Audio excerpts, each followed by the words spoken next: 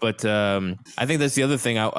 Before we dip off, I feel like I should ask you if you want to vent about any COVID conspiracies. The pandemic. Yes. Yeah. I want to let you make sure you get enough time to say whatever you want about that. Well, yeah, I mean, I saw someone in the chat ask for, what, so I would love to hear your thoughts. So like I don't know if you guys remember a few weeks ago, there was this economic researcher at Johns Hopkins that had given this, I don't know if you saw this, she had given this presentation about looking at the numbers, and she was just pointing out that there was no change in the proportion of people that were dying per age. And also it seemed like all of the excess deaths due to COVID were actually so the COVID deaths would go up and like regular leading causes of deaths would go down. Oh yeah, I saw that from you and Ed got. Yeah. I saw that. I was like, yo, this shit is fire. Yeah, so she was like, she got her thing removed, and then it was just a student newspaper, so it's not like a huge thing, but her presentation was removed, and then I emailed her and I'm like, yo, what do you think about this? And then she was like, okay, well, why don't you just redo my calculations and tell me what you find? And so I actually redid them. And because it was just, she goes step by step in her presentation. It's just using Excel. It's really straightforward. Okay.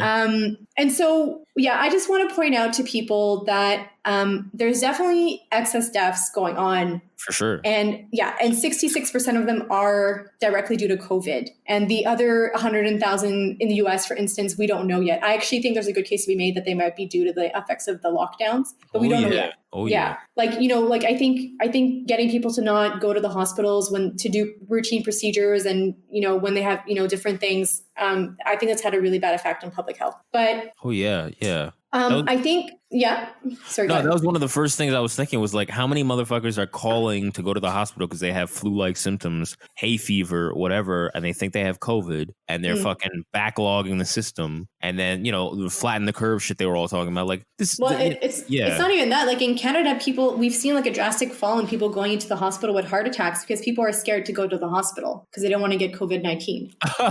Yeah, or like they've been encouraged not to go. Right. So who knows what effects that will have or that has had? I don't know. And obviously, that's amazing. That is amazing. Like you won't go to the hospital because you're having a heart attack. You could die from a heart attack, and you won't go to the hospital because you don't want COVID because that's going to be worse. I guess. Like that's amazing type of calculation. Well, it's just I think people have been really emotionally manipulated for this virus. Yeah. But anyways, I just wanted to say that yes, there has been excess deaths that we can link to COVID-19. But the thing about COVID-19 is two things. It tends to kill people who are very elderly, and it tends to kill people with comorbidities. So that's why we see a decline in other usually leading causes of death. Yeah. Because they're just being counted as a COVID death. That doesn't mean that COVID didn't kill them. It did kill them. But the problem, I think we have to the thing I wanted to just say on this podcast is that with the age and the comorbidities, those people on average were going to die in maybe 1 extra year, 2 extra year, 3 extra year. So what COVID-19 is doing is compressing the death rate that would have been spread out over compressing the number of deaths that would have been spread out over 3 years into just this 1 year. And so that's why we're seeing all these excess deaths. So I think rather than thinking about the number of deaths we're seeing, I think it's more useful. It would have been more useful, and it is perhaps more useful for people listening to think about the number of life years lost. So I was reading a paper, which I'm happy to send, which calculated that on average, everyone in the United States would lose 0.8 years of life because of COVID-19, right? Because they're old. Most people are old and they're sick, right? So they were going to die within the next few years anyways, on average. So when you think of it in that way, I think it really changes what this disease is doing. And it really changes perhaps how we should have dealt with it and stuff. I don't actually think that, I just want to make clear that I don't actually think it's okay to cut off people. Even if you only had 8 more months to live, you get those 8 months. I don't think it's okay that they let COVID-19 enter old folks home. You don't think it's okay to push them off on the glacier? Yeah, I don't think that's okay. I think elderly people, I completely disagree with the argument that elderly people don't have meaningful lives. I think you can have a meaningful life in a lot of different ways. It doesn't have to be you living some kind of quote unquote productive life or whatever. Right. But I think it does kind of change I think that I just don't agree with the fear mongering and the. Oh, you sound like a reactionary, Layla. You got to chill. Well, you sound very. I just think people like. I think if we're Yeah, going to did put you everyone, vote for Trump by any chance? Yeah. Trump is not my president, guys. He was never my president. Although I was angry at Trump the other day because he had come out for Morocco against the Western Sahara, and I was so pissed with him, and I was like, "Fuck Trump! Like, I hope that he fucking loses now." But now, but he came out with, like, he made Christmas Eve a holiday, and I was like, "Oh, I just can't stay mad at you." Workers' rights, too, right? Yeah, exactly. Yeah, that's the same thing. I was like, this motherfucker, and then I'm like, oh man, damn, who would do that? What other president would do that? He's man, look what the liberals have taken from us, from all of us, from everyone internationally. So Unironically. funny. Yeah, So many fire shitposts is gone, eradicated. Oh man, social media is gonna be so bad after he's gone, sadly. Anyways, I just think that people should be able to make decisions based on the best available evidence and not fear and not emotional coercion. Right. And I just think that the way that this has been presented has been extremely alarming, and it's made a lot of people really scared. I think people are scared. Young people who shouldn't be scared for their children and themselves are scared. That's not a good way to live. Like, I don't think that's fair. I think we can deal with this in a way that protects people and make sure that people don't have to die early and stuff as much as possible. But it can be done in a rational way, in a way that's, democratic, that's compassionate, and not in a way that puts people down and makes them feel bad for being doubtful about something like, like the media acts as if this is like the Black Plague or something like that. And like, you leave your home and you'll see like 3 people fall. Like, they chewed me out for this months ago, and I was saying this shit. I was like, they're acting like you were right. Right? Thank you. Yeah. Thank you for saying that, because people were chewing me the fuck out. I was like, dude, on the news, you think this is the bubonic plague. And I'm like, there's no way it is. There's no way it is, with the fatality rate and the fact that asymptomatic people aren't getting tested. It's that it's early and all that it has to go down. And if this is the peak, this isn't that bad. So it's like, people got to chill the fuck. They're talking about mass graves in New York and stuff. They were tweaking, so dude. Outrageous. Yeah. Dude, they were like, freezer trucks. Yo, we got freezer trucks. Like Goodfellas shit. Like, we got bodies in the freezer truck. I'm like, yo, shut the fuck up. Like, I was like, people got to chill the fuck out. And people were chewing me out. They were like, yo, I know somebody who's a nurse. So, I know a frontline worker. I know somebody who's a troop out in the Middle East. And you're saying that you're against the war. I'm like, yo, shut the fuck up. Like, but yeah, no, honestly, the thing I kept saying was like, they're categorizing a lot of deaths that are not COVID, that are due to the comorbidity. I mean, it's COVID. They are COVID. No. I mean, they are COVID, but they would have been. So COVID did take them out a bit earlier. So they did kill them a bit earlier than they would have. Like, they were going to die within the next 1 or 2 years, most likely on average. But COVID-19 made them die earlier this year, right? Sure, so, but they're still conflating the number is being conflated one way or another. Like, it's. I don't think it's being conflated, but it is not being presented in a way that puts it into perspective. Right, so okay. We're talking about, mostly like the median age of death for COVID-19 is 79. And the life expectancy for someone who's like, pretty old, like that old, and has a comorbidity is maybe like 80 or 81 or 82, right? So we're seeing people like someone who would have lived to 81 maybe die at 79 because of COVID-19, right? So it's a loss of life years of 1 year or 2 years or 3 years. And that's why I think that over the next 2 years, we're going to actually see a reduction in the death rates, because they all got put out. It got taken out of the way this year. So we're going to see fewer deaths. I think that this will happen over the next few years. We're going to be seeing a reduction in the death rate. Well, they say that we got to keep the practices up till 2022 and even after the vaccine in 2023. It's completely false. Like, I mean, okay, I don't know where I stand on lockdowns. I don't want to come out against them that strongly because I just don't know exactly. Like, I don't see any good evidence that they actually work. Fuck but but if you can't talk to me about lockdowns if you're not talking to me about drastically increasing healthcare capacity. Facts. Like, yeah, it's simple as that. This is what I tell the libs. Like, when the libs are like, oh, well, people need to do more, and like, oh, it's very serious. I'm like, all right, well, look, if you think it's that serious, you should be more mad at the government than your neighbor for not doing the correct COVID practices. Why aren't you mad at them? They're the ones supposed to take care of this. Like, why aren't you mad at them? Yeah, these people are talking about like hospital overloading and stuff. Hospitals get overloaded every single year during just the regular flu season. Right. And now you're going to talk to me about how we have to be locked down because the hospitals are overloaded. Increase healthcare capacity. What are you waiting for? It's so annoying. Yeah. All these problems that like existed before Trump, like now they're problems. Now like, whoa, this exactly. Whoa, this is a big deal now. Like, wait, you didn't give a fuck before, and then and the same thing, and then still, even when it's a problem, the solution, even when they acknowledge it is a problem, the solution isn't to fix it. It's not to fix it. It's for everybody else to virtue signal that they care about it. That's it. Yeah. That's the only solution. Is like social distance, wear your mask, let people know that you care and you think it's wrong. That's it. Not demand anything. Not that they should take care of this. That's black pill though. That's never gonna happen. We accept that. We forfeit that. Well, but, it's saying that like it's this new thing where like it's saying that like regardless of whether we got locked down or not, right? With the hospital capacity stuff, the hospitals would have been overloaded anyways, right? Like they may have been a bit more overloaded than usually, but they would still been overloaded. Like this is a red herring. Like the hospitals don't have enough capacity for our aging population and just demographics of our country. We need to bring it up to what it needs to be.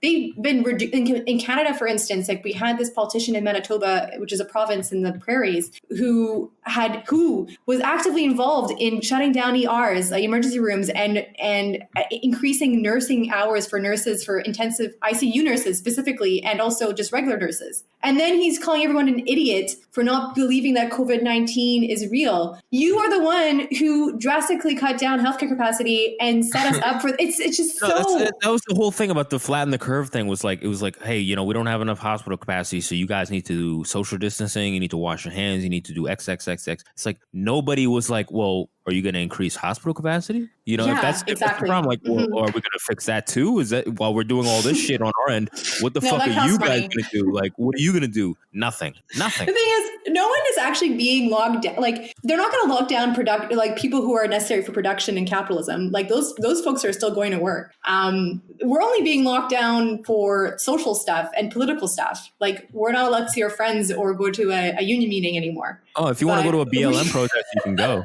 You can go wherever if you want. It's so...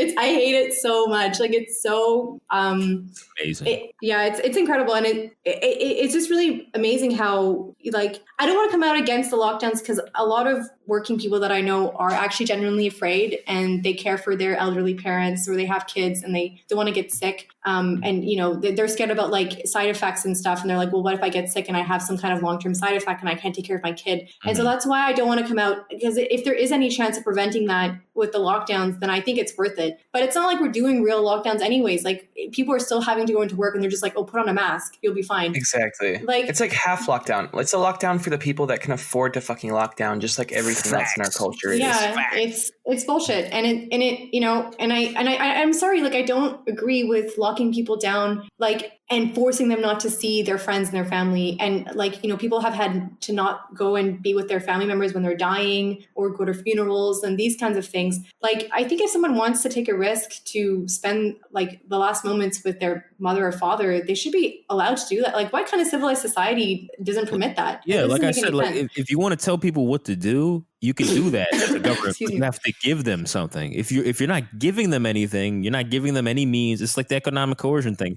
If you're not giving them things, you can't tell them what to do. You can't tell them this is how you're supposed to live. This is how you're supposed to do. You're not giving them anything, so you have no right to say that. You have no right. I just think that like those kinds of things, like I don't know if there's any reason that we should take that away from people. I mean, definitely not for a disease that has like an infection ratio of like 0.65 like percent. Like it doesn't make any sense. Like I think we should definitely. I don't agree with reducing the lifespan of anyone, and I think that capitalism does that all the time. And I'm against capitalism for the fact that it maims people and it handicaps them and reduces. For libs, I'm okay with it. I'm okay with lowering the lifespan. That's all right with me. But and for that reason, I can't really come against, even though I personally hate the lockdowns and I hate being cooped up inside and stuff, but I can't come out against it because if there's any chance they're working, but I don't see any evidence that they do work. And also we're not doing a real lockdown. So Yeah, exactly. It just really begs the question, like, why are these actually being done? Exactly. I mean, that's the thing. That's what I've always tell people who are like mad at me or whatever. I'm like, yo, like, you know, this this isn't working. What are they doing? What are they doing? If they're taking this so serious, what are they doing about it? Nothing. It's the same thing with the climate. And honestly, it red pilled me on a lot of the climate change shit. It's like, if this is so serious, what are they doing about it? Besides doing like a plastic bag ban and telling you to use metal straws, what are they doing about it? Nothing. Yeah. And it's like, you know, is that incompetence? Is that like, oh, well, they're just incompetent? I don't know if I buy that. That's always like a convenient excuse for a lot of these people. It's like, oh, they're just incompetent or whatever. I don't believe that. I think if they really saw the imminent threat or whatever, they would be fucking scared and fucking do something about it. And they're not doing shit about it, which tells me that it's a bunch. And look, this is the end thing. Gavin Newsom, Cuomo, Pelosi, all these motherfuckers, their video and photos of them in private not giving a fuck about COVID. And I know people in New York, rich lib people, that don't give a fuck about it in private. So look, this is the thing, right? And you know, some random dude was on the street and was like, some random like homeless dude was on the street and was like, yeah, COVID is fucking bullshit. And it's like, because again, like, this is the thing, like, the rich people aren't following these protocols. They don't give a shit about it. And if they don't give a shit about it, then, you know what I mean? Then how are you expected to care about it if they don't give a shit about it? It's like, they don't care. They don't care. Yeah. Well, they don't care because they, like, I mean, I don't know. I just think that, like, I kind of struggle with my Marxist and collectivist kind of orientation with this topic because I'm a libtard at heart when it comes to civil liberties and free speech. Me too. Yeah. So I'm definitely a libtard when it comes to those two things. And I just feel so strongly like the right to assemble, the right to say what you feel. And, you know, we're all anonymous here, right? Like, so we're not, you know, even our rights are being reduced in that sense. But like these things were things that people died and fought for. And yeah, they were part of the bourgeois revolution, but still, like, it was things that people died and fought for. And I just don't know if you have to really have a high bar to take that away from people. It's like being able to express your thoughts is one of the few, like, you know, freedoms that we have. Like, and now, you know, it was never really a freedom for working people, but like, you know, but now, like, we can't see our like, it's just, it's just too much for me as a libtard for civil liberties to accept that, like, we have to do this because, like, I just think there are some things worth dying for, right? Like, and I think that, like, being able to see your friends and family, if you want to take the risk, you should be allowed to. Like, you should know. Yeah, like, yeah. If you're a libertarian anarchist, obviously you hate this shit. So I don't need to make a pitch to you. But like, if you're more authoritarian and bent of like left or right or whatever, you know, this is not what you want. This type of authoritarianism is not what you wanted. If you're on the right end of that or the left end of that, the political communists, that's not what you wanted. This is some technocrat lib authoritarianism. That's nobody wants that shit. Nobody wants it. Only people who want it are a handful of elites. Nobody wants this shit. So it's like, even if you're a socialist or just a libtard or whatever, like anywhere on the spectrum, how can you like this? How can you like this? Really, that's the main thing I want people to admit, is that they don't like it. I just want that, because the scariest thing to me, the most disturbing thing, is the people that tell me like, oh, well, you know, I can't say I don't like it because, you know, it's morally wrong to. It's like, that is the most disturbing thing to me. It's like, dude, you obviously hate this. This is inhuman. At least admit that. Even if you want to say like, oh, well, for the greater good, whatever. Okay, fine. But don't, the whole denial of that is very disturbing to me. And it's very inhuman. And I mean, you know, look, I mean, they're getting away with it. I mean, one way or another, they're getting away with this because it's pretty much normalized. They can do this again. I'll remember all those people like, I'm not doing another lockdown. If there's another lockdown, I'm going to flip out. And they're doing another lockdown. Nobody cares. So I mean, you know, they've already won this. We'll get cyclical lockdowns like from here on out. For a while. Oh yeah, it's lockdown. What did people do about this? There were a couple lockdown protests, right? And the left was like, "Oh, these people want to get their haircuts like they're fucking, you know, retards. Like they shouldn't do that, right?" Like that was it. And then that got snuffed out. I mean, they lifted lockdowns a little bit, but pretty much it's, you know, there's not much resistance to all this. So they've you know, they've already got this one in the bag. Like that's how it looks to me. Well, I actually think the lockdowns are pretty popular. I think they have broad popular support. I think people are, because I think most people are at their, at least in Canada, they are like the polls I've seen have been like people are ready to go into lockdown as if they think it's needed. And I think that's like, I understand that, because most people who are outside of the elite of course, they do have a tendency towards pro-social behavior. They, they depend on other people much more than people who are well-to-do do. Like we also depend, like people who are well-to-do. I wouldn't say I'm like very rich or whatever, but like people who have good jobs and stuff, like maybe don't directly see how much they depend on people as much because they just buy everything they need, right? But like when you can't really do that and you have to actually ask people to help you with things, like it becomes much more clear. The human relations there become much more clear. But yeah, like I think that, I think people are willing to make a lot of sacrifices in order to protect other people. Like I think that people are. I'm very Rousseau pilled. I think people are intrinsically good. It's funny. Like, I'm very Hobbes pilled. I'm super Hobbes pilled. Well, I mean, I would recommend you read about peaceful societies in hunter-gatherer societies. It's very inspiring. I'll send you a link. Okay. Yeah, I will. It's very inspiring. But but like I think though, like, I just kind of, I don't know, like if, like, I just think that people are making decisions because they're being given the wrong evidence and they're being given the wrong information as to how lethal this thing is. Oh, yeah. And also the wrong evidence as to what is working, what is not working. And also they're being barred from a discussion on, like our notion of what harm is so restricted. Like, I think it is harmful to not say goodbye to your dying parent. Like, I think that is real harm. And I think that stays with you your whole life. So why can't we talk about that as harm? Oh, yeah. Like, psychological stress will literally harm your immune system physically. Yeah. So. Yeah. And I think isolation and, not being able to find love or being single for, if you don't want to be single, I think that is harmful. Like, so like, I don't know. Yeah. I think there's ways that we can take care of people. I just think must be a way that we can take care of people and make sure the elderly are protected, but also like allow people to still live like a non-harmful life in a more expansive sense. Like, I just think there must be a way of figuring this out. And I don't know why we can send people to like the moon, but we can't figure this out. Like, it just seems quite outrageous. But yeah, I don't know. I mean, I just think I believe intrinsically in the ability of people to make good decisions rationally. And I just think that they need to be given the time and the space and the right information to make it. And I just don't think that people have been given that in this pandemic. And I think it's a very anti-human way of dealing with something like this. Yeah, people are never given the right and the complete and total information or the right framework for looking at like the problems that they're facing. Yeah. If they were, then they would automatically there would be a quicker formulation of class consciousness and there would be like a quicker route towards. Oh yeah, that's revolution. That's why obfuscation is so important. That's why asymmetrical like information of consumers and everything. That's why all that shit is important. It's important to keep people fucking stupid. It's very, very critical for this whole thing to run. And they do a good job of it. I mean, they do a good job of keeping everybody distracted. But yeah, I mean, I don't know if people are innately good. I really don't. I don't really know about that.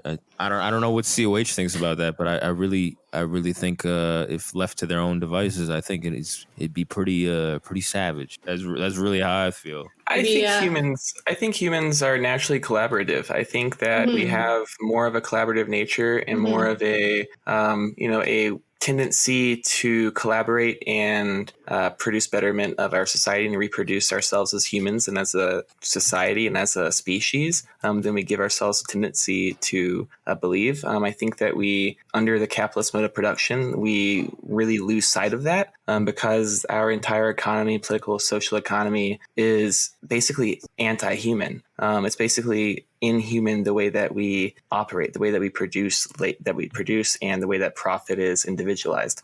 So I think that it's easy to, under capitalism, to look back and say, oh, all humans are bad, or all humans are naturally going to just kind of fall into this like tribalism of us versus them, and all of a sudden like there's always going to be turmoil and there's just like wrongful death and exploitation. I don't really think that's the case. I think that we are just fractals of other organizations and other systems within nature. I think that you can't look at us outside of nature, and I don't think you can look at nature outside of us being contextualized within it.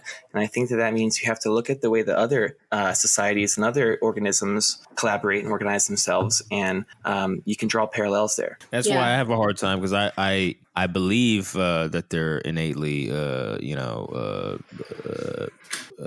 want destruction of each other, right? And they innately tribalistic and all that. But I don't want them them to be. So that's the hard part for me, is that my politics are against that completely, the antithesis of that. But I what I view as like the starting framework is very Hobbesian. That's how I view it. But I mean, so well in terms of this whole so Layla, would you say you have a lot of faith in democracy, not in the way it's run right now, but as a concept? Because if you have this emphasis on value of what people want, right, and that you trust that their wants make sense, that sounds to me like you would inherently be very in favor of democracy, right? Yeah, absolutely. I don't think that. So I have a very Hegelian view of what an individual is. Like, I don't think that we just exist as an individual, as an abstract individual. Like, I think that who we are and what we want and the way that we view things is formed by our society and vice versa. So I don't really see myself, like, I think we're forced to function as isolated individuals under liberalism, because liberalism is based on the premise that we are a priori an individual and then a member of society. But the way that Marx and Hegel, Marx from Hegel talks about it is that we are you cannot set exactly social creatures, deeply inherent, like intrinsically social creatures. Altruistic, And your individualism is informed by your social relations and like your place and role within society. I wouldn't say that we're like altruistic. I wouldn't say that, but I do think that we are more predisposed to pro-social behavior. And, I think that is within the like when Rousseau talks about his version of a state of nature, he actually talks about how we were removed from that. And there's really no going back to that, because like we kind of changed when we were removed from that state of nature and we got into human society. But he still thinks it's possible off the basis of our human nature to come back to something similar, to something egalitarian and democratic. So I think democracy, I think in a communist society, if it ever happens, will look very different than what we have.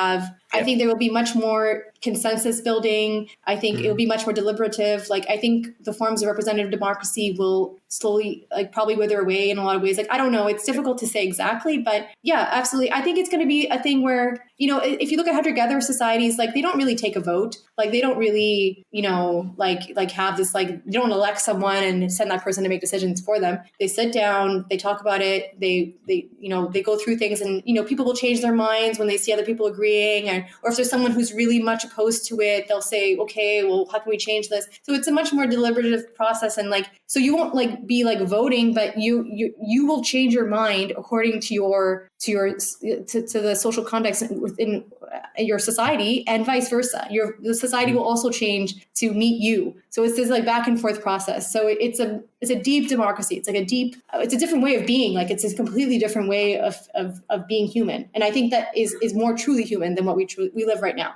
Yeah, as far as democracy goes, I agree on that point as well. Like, I have faith in proletarian democracy. I have faith in the wants and wills of the working class and of the proletariat. I don't have faith in the wants and wills of the bourgeoisie and the exploiters. I don't think that they should be in a transitory state or in a communist state. They would be excluded from the democratic process, in my opinion. Yeah. As someone who's like less informed on Marxism, like usually the sympathies to like Leninism or whatever, in my mind, are that it's less favorable of democracy, or COH, at least when you were like, oh, you said before, like, yeah, liberal democracy, you need to take the black pill on that. Like, in my mind, I thought the whole point of that is like, you can't trust these people. And if I understand, Marx says something similar, like, you can't trust these people to dictate society, that you need to show them what's in their best interest, basically. I don't think that's actually the case at all. The case in Marxism is more so that the proletariat as a class comes into their own consciousness and comes into terms with their own interests and their own demands. And that then the proletariat would take the form of the vanguard, which would then lead the other exploited populations to liberation through revolution, right? There may be a revolutionary vanguard sect of the proletariat, but it is made up still of proletariat. It would still be made up of people who have shared material interest. And that's like where this like vanguardism, people interpret it, I guess, in different ways. Like there's ideas of like an intellectual vanguard, that kind of thing. I view vanguardism in the Leninist sense of being of and by the proletariat, and then the proletariat as a party being the vanguard of a revolution, and not a small sect of intellectuals being the vanguard for the proletariat and there then for the revolution. Right. Yeah, that makes more sense to me. Yeah. Academics would love it to be some kind of, because they're like, oh yeah, my job makes sense now, but actually your job is completely useless. You don't need academics or anything, not even for a vanguard. But I mean, you do need knowledge, like people to kind of analyze the situation, but they need to be doing it for the vanguard, like not just like in their ivory tower or whatever. Like they need to be like from the working class and developed into professional revolutionaries with the capability and knowledge to be able to carry out the task. Exactly. One other thing, if people want to, I don't know, what's his name? Oliver Bateman did a really good podcast for What's Left about teaching and about like how anyone can teach anyone anything. He's basing his whole thing on The Ignorant Schoolmaster by Badiou, I think. And I so that's exactly right. I think anyone can learn anything given the time and the information. Anyone can teach anything. I think that some people get fixated on some topics and become passionate about it because they're inclined towards some topics and not others, and then they can do it, right? Like, so I think that I don't really see a necessity for like an independent intellectual class that just does that necessarily, like that just is formed just to do that. Like I think we can form these people organically or whatever. But I think I kind of got off topic here, but I completely agree with the Leninist approach. Exactly. Like I think people need to be kind of honest. Like I do see a lot of people, sadly, I only have my political conversations on Twitter because I don't know anyone else who's really super into my politics. There's not that many that's people. A lot of people. Yeah. Well, that's why we're here right now. Yeah. And I think a lot of people take this like very crude materialist approach. They're just like, well, just get them more wages and then that's going to lead to socialism. And I don't really agree. Like I do think that there are some normative assumptions behind socialism, and I think that does inform like the political strategy that would lead towards a socialist outlook. And it's not simply this economistic like, oh, just give people more wages, give people more benefits, and then when they get that they'll just have the revolution or whatever. Like I don't think so. Like I think there is it like that process of consciousness formation and like a coming together of people. I mean, it definitely is based on the material relation between the working class and the capitalists. But it's not simply this. I mean, I'm having a hard time expressing myself, so maybe just it's like both deliberate and indeliberate. Yes, exactly. Like you have to have people guiding the current as well. Like you have to have actors that are stoking the antagonisms. You have to have people that are like bringing to light the inherent exploitation, like that are able to kind of stoke the fire and are able to kind of see the field as well and kind of make these strategic like suggestions, like say, okay, like, we need a strike here, or we need a general strike now because of this, like, this is the time to do it and stuff like that. Like, I think that kind of guidance or those kind of like, that kind of guidance is really important. And like, we don't have anything like that right now. There's nothing to really guide the working class and help them act as a political body, like as a class. Yeah. So that's why I think we need a workers' party. Long story short.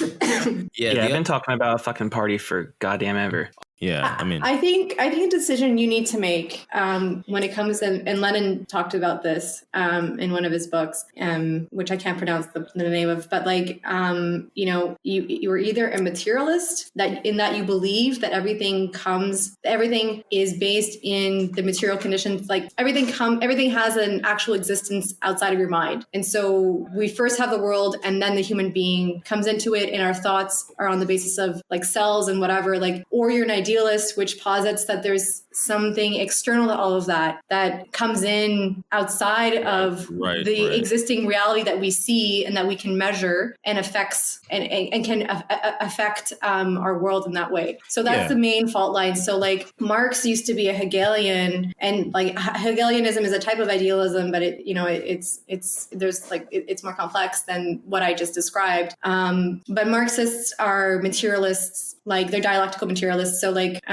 we believe that basically, and I don't, I'm going to speak for all of Marxists. Like the core belief is that there is a world that exists, and a reality that we can ascertain and that we can measure and that follows laws of nature and science and physics and stuff like that. And there's nothing else. Basically, everything is built on the basis of that. And so that's why, you know, people talk about atheism and Marxism a lot, because the theory kind of implies that there's nothing outside of nature. Right. Yeah. Where the like dialecticism or whatever the fuck you would say there comes into play, the dialectic part of the materialism is that the ideological would be like it's informed by the material, by the base. The superstructure is informed by the base, but the superstructure still leads to changes and ripples and currents in the base as well. Yeah. So that's like where like the dialectical part comes in Slav, where it's not a quote unquote 100% nature versus nurture, right? Exactly.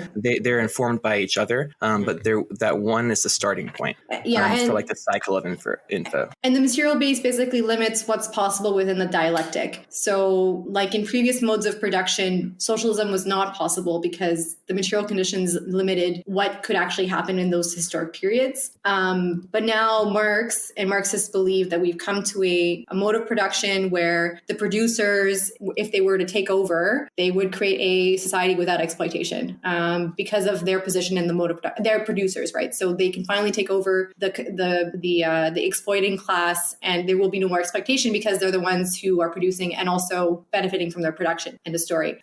So yeah, I think it's a good theory. Yeah. I haven't really read anything more convincing than Marx. I've read a lot, but I think it's pretty good. There's like issues with it for sure, but I'm pretty convinced by Marxism. Yeah, that's where I'm at. Like I have questions, obviously. Like I'm on the fucking Fed Post. Like I'm not on like whatever the hell Marxist pod, you know. But like I think that it's important to be able to like have those questions, and like because like everyone says read theory, right? But no one's like helping you contextualize it. And if they are, they're oftentimes doing it in a wrong-headed type of way. So I think it's important to be able to like read and realize that not everyone comes away with the same conclusions from theory, or that there are instances which bring about differences of opinion, and that those should be discussed, and also that should be like things that come up new, like new material circumstances, or like new maybe just new representations of past material circumstances just kind of evolving themselves, should be addressed within the framework as well, rather than just kind of staying like idealist and utopian with this like, oh, like dialectical materialism is like this holy, almost making it like its own metaphysical thing. And I think it's important to be able exactly. So I think it's important to be able to have those like to be able to realize that like there are times when you might question it, and it's fine because it's not a fucking like theology, right? Like this is a theory, a working theory for understanding the material world around you. So like if there are things that come up that seem in contrary to the material conditions, or that seem like they maybe not mesh as well, or that you can't understand it, fucking ask questions. Like no one knows what all this shit is, so like we should like totally have these discussions. That's where it gets weird for me, is like talking to people and they're just like, it's like the Bible. They're like, yo, you have to read this, and like I'm like, well, it just becomes like this thing where it's like infallible, and like all the interpretations differ. That's why like Sartre are talking about socialism a lot, because he like tries to demystify it and talks about kind of how like even like Stalin and stuff like that a few times they made dialectical materialism and communism and socialism as a theory into its own metaphysical driving force, like what we talked about in the last episodes with Slav and CRK,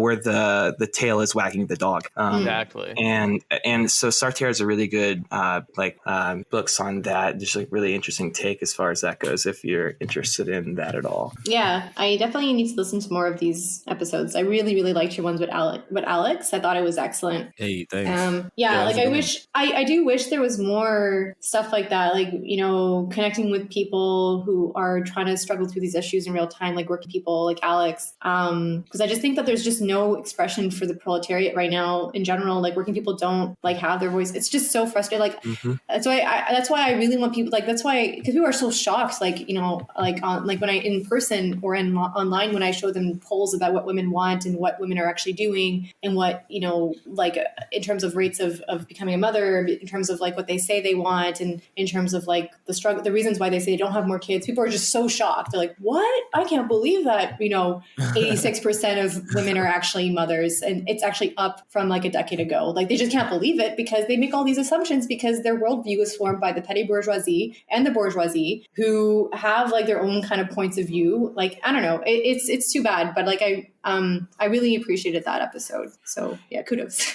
Yeah. I feel like more people just need to. The only thing I'm repellent to is people who are like, well, this is the answer, and I've got it right here in my pocket, and like, oh, well, if you read the Little Red Book, CRK. Yeah, trust the plan. Trust the plan. Trust the plan. Yo, the 3,000 pages I read were not for nothing. That's the only thing I get. That's the only thing I get repellent about. Like, I like Marxists that like are more flexible about it, and like, well, this is what I think, and this is what I think how it applies now. Like, I like that. I like anybody right wing, anybody that is willing to like be. I don't know, like figure it out. Don't act like they have the answer because the answers have failed mostly for now. So everybody who's super dogmatic is like, yo, I watched your shit fail. I seen it happen. Yeah, I think that this stuff, it's just I look at it as a buffet. I want to take a little bit from everybody. Facts. Maybe I need to decide at some point. I think that there's some real diminishing returns at a certain point, and I can just take a little bit from everybody. I see a lot of insights from Marxism that I think is very very. I think that's a great attitude to have about it. Exactly. Marx was right. And I'm sure that a big part of that also is that Twitter, as it exists right now, is probably the best ad campaign against modern Marxism that you can. Oh my god, yeah, and it's the best like obfuscatory tool for like obscuring what the fuck Marxism is, and like leaving people with this like right wing analysis of what Marxism is, and just thinking that it's a liberal ideology and like institutions. He sounds like a radlib based off Twitter. Like from what I've heard off Twitter of like people quoting him and saying his name, it sounds like he's a fucking radlib. It sounds like he's a fucking libtard. And you start with your general American education of if whatever you want to call it, like anti-communist, the echoes of that, and you have your oh my god, Marxism, that's what is this, right, and then you kind of come back around, you go, oh, there's some good stuff going on, and then you just see like enough fucking anime avatar people again to them I'm not a materialist. To Leela, I'm probably not a materialist by your standards, but somewhere right in the middle. I got you though, bud. Yeah, to TOH, you just get me. It's just straight down the middle of the bell curve. No, and I think that these theories, like especially Marxism, it's a living theory, right? It's a mode of analysis, and it can't. I always, like there's this great book I recommend everyone read. It just completely blew my mind. I cried multiple times when I was reading it, called The Romance of American Communism. And it just talked about how, back in the 30s and earlier, when the Communist Party in the United States was a bit more of like a real communist party, like an actual workers' communist party in a lot of ways, like Marxism was like a living theory that like the proletariat, the working class people would read like Capital, they would have discussions, and like a lot of working class people like factory workers are interviewed in the book, and they talk about how it just really opened their eyes. Like for the first time, they understood the world in which they lived in. They understood how they can improve their condition, and I think when a theory stays in the minds of a few academics and, random people on Twitter and stuff like that, it dies, like it shrivels away, and it stops being something that's relevant and that can, deal with the new material conditions. And I think that Marxist theory, a lot of the big challenge it has right now, for instance, is how to deal with the state, how to deal with, the state apparatus that is so encompassing and, is mediating. It has played a much bigger role in the mediation of capital than Marx thought it would, right? And the kind of like Marx's rather simplistic idea of withering of the state, like, can we get by without a state? Like, is that even possible? Or do we have to transform into something that meets the needs of the proletariat? Like, I think these are really good questions, and I just don't know if they can be answered just by just thinking about it in your head. Like, I think it needs to be something that everyone is participating in and everyone is thinking about. So, and it can't be answered by like shunning away people who like maybe ask a wrong question or maybe has have a different wrong political thought, view or whatever. Like, it's just so stupid because you think you take over the state, like the state is going to be full of liberals, conservatives, like whatever other political orientation you can talk about. What are you going to do with them? Just tell them to read Marx? It's not like, I really really think it's too bad that people do kind of shut down conversation. I don't block anyone unless they get too horny or too mean, but I don't block anyone based on like political orientation, even though I know that I'm right. Well, no, I think that is just such a great way of looking at it. And, you know, as said, like for me, I mean, I'm probably the most skeptical person of all of this in this conversation, right?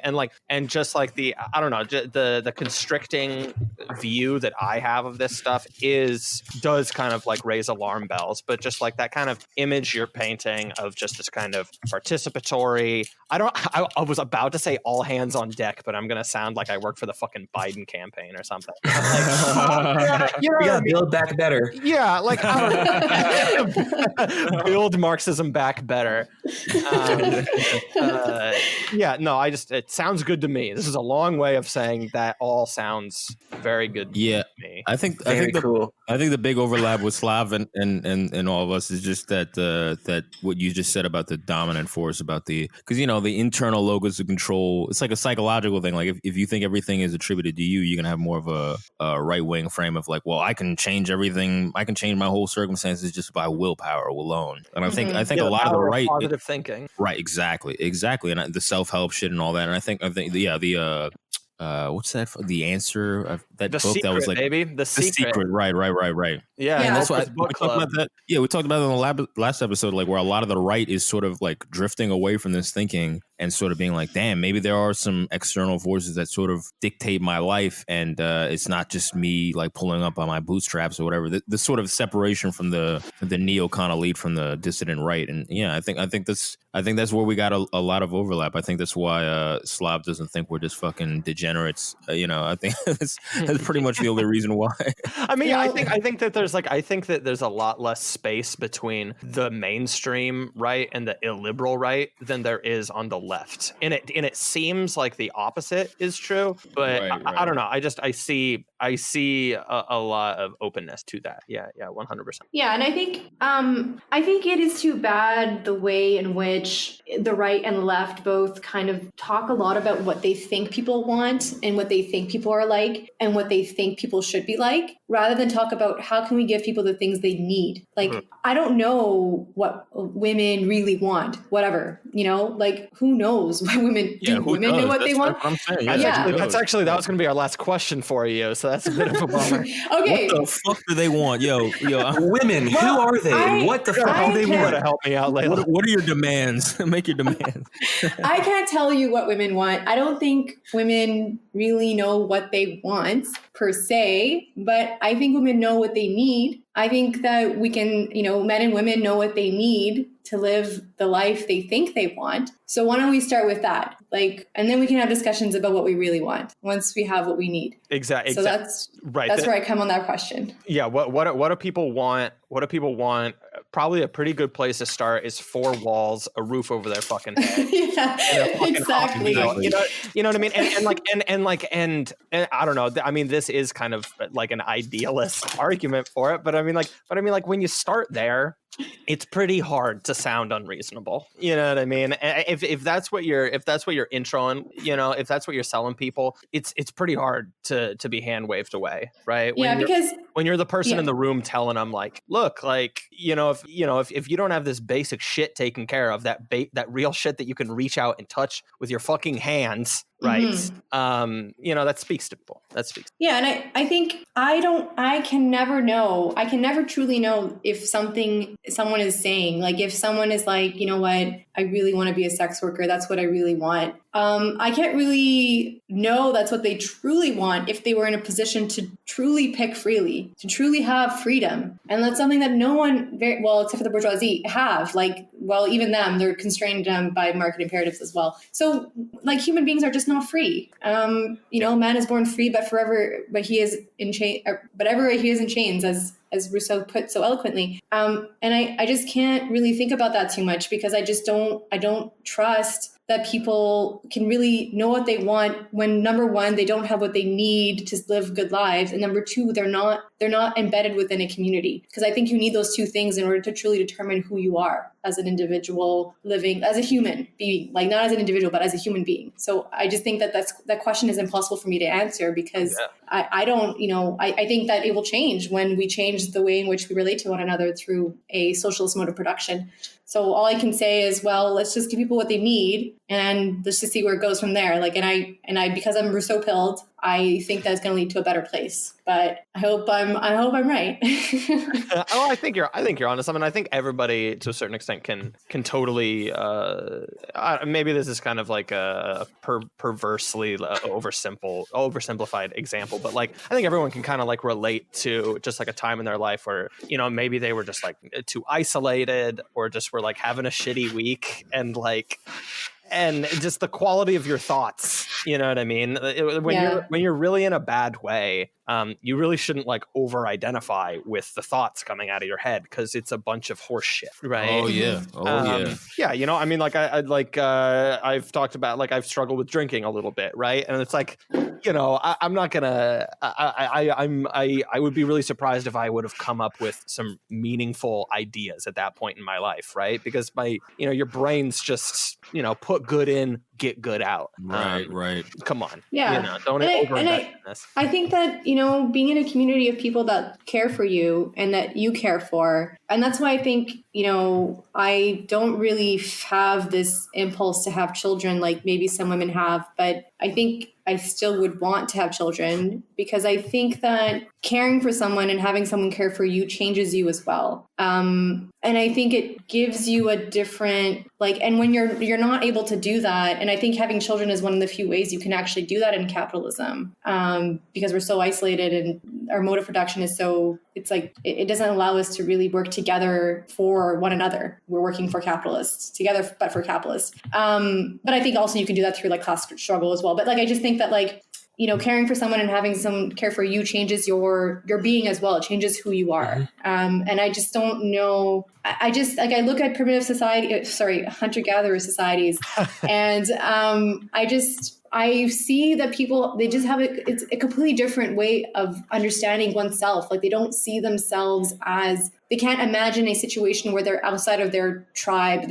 Some of them don't have a word for I, because there's just no sense of the individual. And I think the individual is a progressive move in human, like Hegel kind of talks about this. It's a progressive move to be able to see yourself as an individual, but it needs to be a dialectical relationship. And I don't know. You have to understand the individual as just a fractal of the whole. So like the individual on its own can't be healthy without the health of the whole. Exactly. The society on itself can't be healthy without the health of the individual. Mm-hmm. Yeah, exactly. And I just don't think that we have a healthy, I don't know. I'm not very confident about today's society producing individuals that are truly human in that sense. I think our humanity is very much removed. And I think it causes a lot of racism and, other forms of hateful behavior emerges from that reality that we are made less human by the capitalist mode of production and isolation and the alienation that comes out of that. So I don't know. I think I do sound like a utopian for sure, but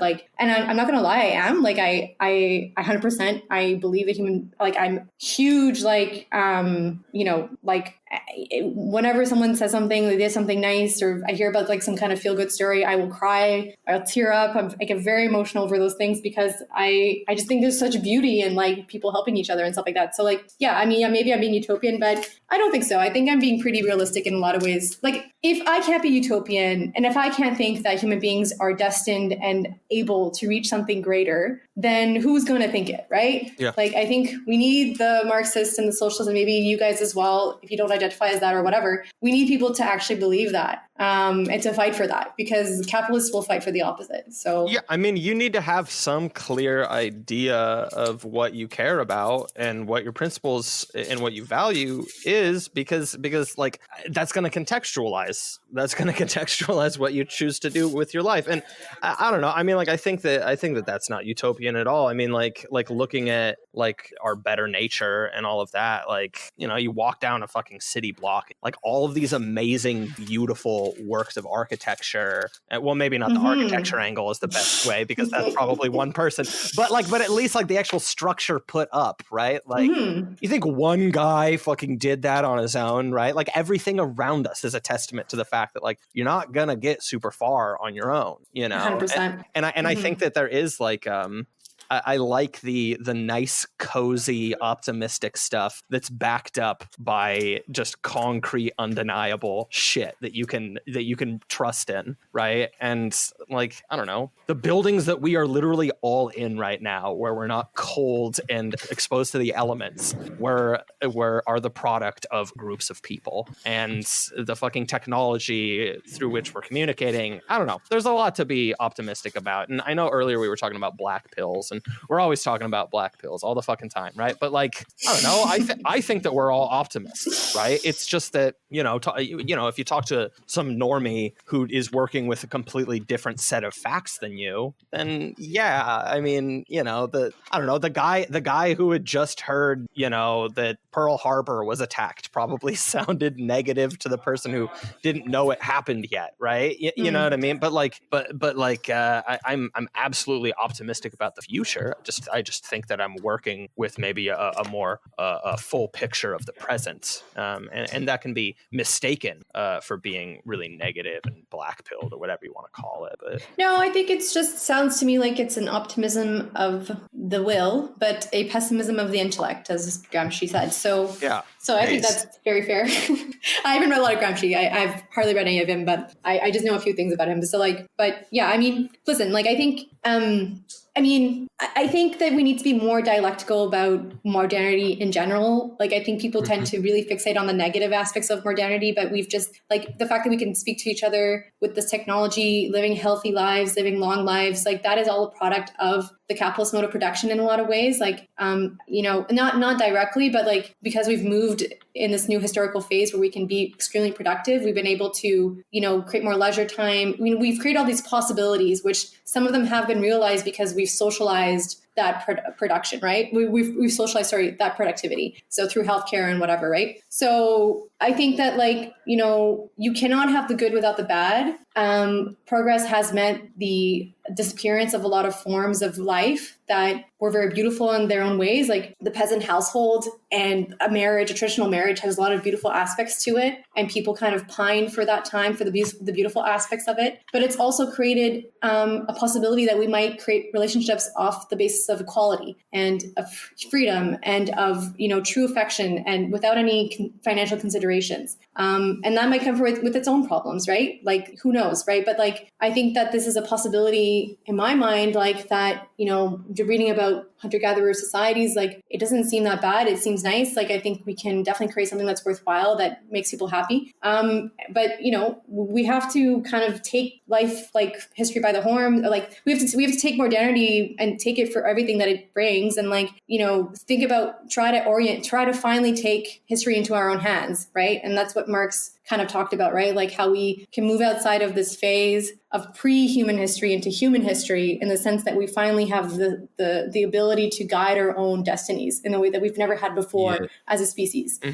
So modernity makes that possible. It wouldn't have been possible before this moment, but finally it is, because we have the means of creating enough goods so that people can live good lives and have leisure, which is never possible. That was one thing I wanted to ask you guys, was that I've heard from people who've read Marx is like, you know, this key point of that, like capitalism was a necessary step, because I feel like that he saw it as like a series of phases, and like, you know, this is the one right before and we're progressing to the next one. It sort of goes contrary to what you might see on and this is not, you know, a representative of Marx's work at all, but like left-wing Twitter, where it's just like, you know, capitalism is inherently evil and there's, you know, it's all bad and everything, that it's just like an evil that needs to be put back in the bottle or whatever, however the fuck you do that. People like, talk about it like it literally was like invented by a person, as opposed to just like a phase that came after, like few. Exactly. exactly. Like it's by Dr. That's just Dr. utopian, Yakub. like, Dr. ideology Yakub. bullshit. Yeah, no, exactly. So it all started with the Caucasus Mountains.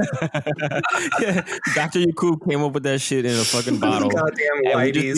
we need to put it back in the bottle and close the seal, and we'll be good. And that's Right. This is why. Like before we were talking about, like this is why I don't like the going backwards mentality about it, approach to any of it, because I feel like I think even in a Marxist context, it's like the goal isn't to go back, right? It's to there is no going back. Right, It's- exactly. There is There's no nothing going back.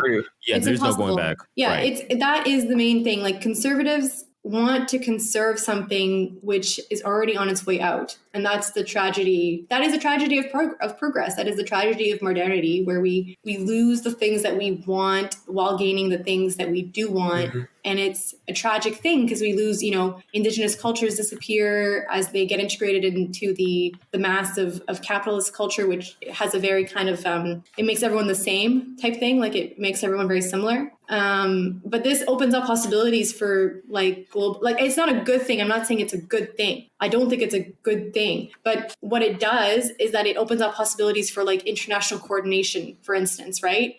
So yeah, there's no point in moral value in any of this. None of this is about good or bad. That's not what history is about, right? It's a series of fucking events. Yeah. Things are changing, relationships are rearranging, dynamics are changing. That's it. There's no feelings about it, right? It's just like this is how it's changing, and let's see what, like you said, take it by the horns. Let's see if we can make this more useful for everybody. Sounds like you're doing historical materialism there, CRK. Nah, Yes. chill. But also, Join us.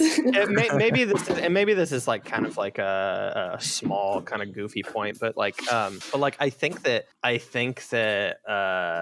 like there's a real strength in that view of things that you mentioned earlier of just like we could take control of our own destinies in modernity, right? And this is a set of tools for us to do that, and like that is a view of the future with a lot of strength, and I think that is something that I would just love to see played up a lot more. I don't know, not to sound like a fascist or something like that, but I don't know. I just like I don't know. You hear it talked about, and to be honest, there is something to be said for just like a lot of people amongst the left are like kind of soft boy kind of, I don't know, just that kind of that Nathan J. Robinson style of socialism because it's morally righteous thing. And like what if people like led more with just framing it as just like take control of our collective fucking future and like actually have the strength to do so, which we all have, and it's not gonna be pretty and utopian, and it's not gonna be like moral and better, and like you're gonna make immoral decisions while you're doing it, and that's how it's gonna happen. That's how you'll get fucking power. Like exactly. It's not going to be like a fucking tea party. Like you're not just gonna like convince the bourgeoisie to be friendly and just give in to socialism. Like that's not how it fucking works. Don't you want to be sweet to me? I mean, like the moral argument is honestly kind of negative, right? Because I almost feel like it implies like this great compromise and almost giving something up, as opposed to a more like affirmative positive thing of just being like, look, like we got this, you have it within you to take control of this shit. Well, I think it's also that's why I keep on coming back to Bruce. Like it's also a little bit of a leap of faith because we don't know exactly what morals will look like in those conditions. We don't know for a lot of Colin Tye wrote this great book called Red Love, which is one of the only books I've opened up and just like was glued to my seat for 6 hours and finished it in one sitting. And she just talked about what love relationships might look under communism and and it's not all pretty, right? It's difficult to be in a relationship where it's not based on coercion, right? And you have to accept the person's freedom and ability to do things that will hurt you, and you have to choose then, will you stay with that person, will you not stay with that?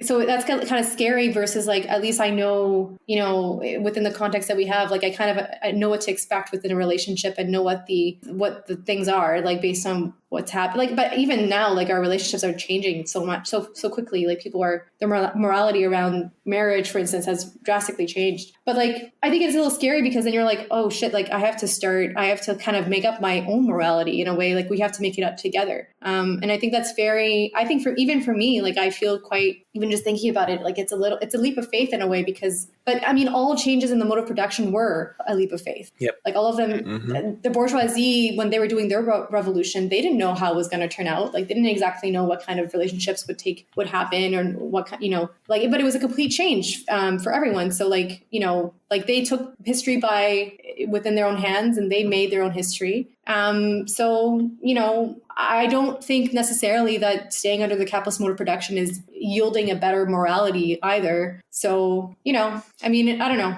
It's just the operative form of morality. Yeah, exactly. Yeah. I think I'm cautiously optimistic that just from meeting hunter-gatherer societies, and there is a lot of variety and stuff like that, but I am optimistic that like without exploitation and with everyone able to come together and make decisions, we will have a better kind of like, even from the point of view of like bourgeois morality, it will be better, even from that point of view. I think there'll be less suffering, there'll be more, but maybe not. I don't know. Like I think this is something I would love to talk to someone about who is anti-Marxist for this reason. Because like, I know a lot of liberals don't want to take the leap to Marx because they're just like, well, I don't know what the fuck is going to be a communist society is going to be. Are we going to have freedom of speech? Are we going to have this? Are we going to have that? And I was like, oh shit, I don't really know. I don't know. There's no way to tell a priori, because these things are formulated within that mode of production. So yeah, I don't know. I think it's a very difficult question. I would love to, if you want to bring in another Marxist and have them talk through it or something, I'd be really interested to hear that. Yeah, heck yeah. Yeah, we're gonna have Caleb Maupin on next. Oh yeah, I forgot he's on next week. So we'll see what he thinks about that. We're getting an extra serving.